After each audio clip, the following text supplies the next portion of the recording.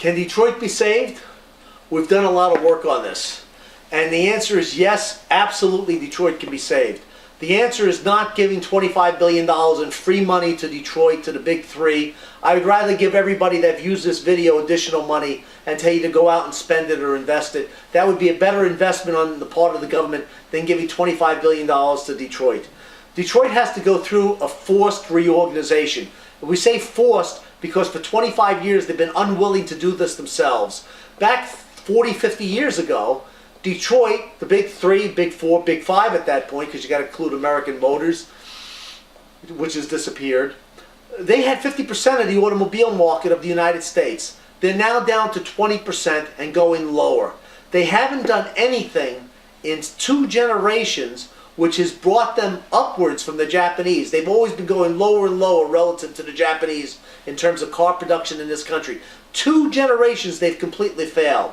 So General Motors is not failing today, and Chrysler and Ford is not failing today because of the current economic crisis in the United States. They are failing because it is simply a continuation of the failures of the last 2 generations. They pay their workers too much with the benefits that are paid to workers for General Motors, Ford, and Chrysler to compete on a world level.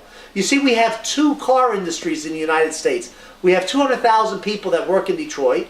We have 100,000 people that work in the southern states. The southern states were able to bring car manufacturers into Tennessee and Alabama and Texas and Kentucky. They were able to bring them in and give them, through tax benefits from the various states, an extraordinary economic opportunity to produce cars in the southern region of the United States and pay workers a third to half what they were making in Detroit, and they were happy to get the work.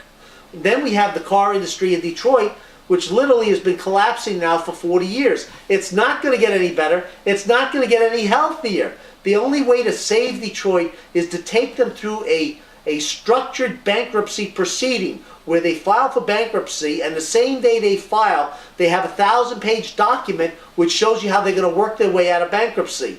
They then renegotiate all their labor rates to get in accordance with world standards, all right?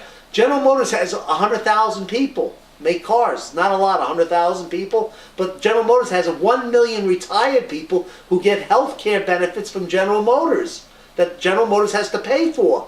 GM, that should be 0, and those people should have Medicare benefits only. Medicare is a fantastic system, but you got to be basically 65 to get there, all right? You can't pay benefits for 1 million retired people and have 100,000 active workers and think that you can support 1 million retired people on benefits plus pension plans and pension funds. That's ridiculous. It can't be done. It's all got to be restructured. This, folks, is common sense. Business is common sense. Use your common sense. This is how we can save Detroit. We can make, and by the way, you got to fire all the management teams at all 3 companies, because Einstein used to say the level of intelligence that gets you into a problem has to be a different level of intelligence that gets you out of the problem or solves the problem. Therefore, we've got to fire the guys that run the big firms, and you should fire all the board of directors as well. The board of directors of General Motors recently stated that they still have full faith and belief in Rick Wagner, who runs General Motors. Stock's gone from $30 to $2 under Rick Wagner, and they still have full faith and belief in him?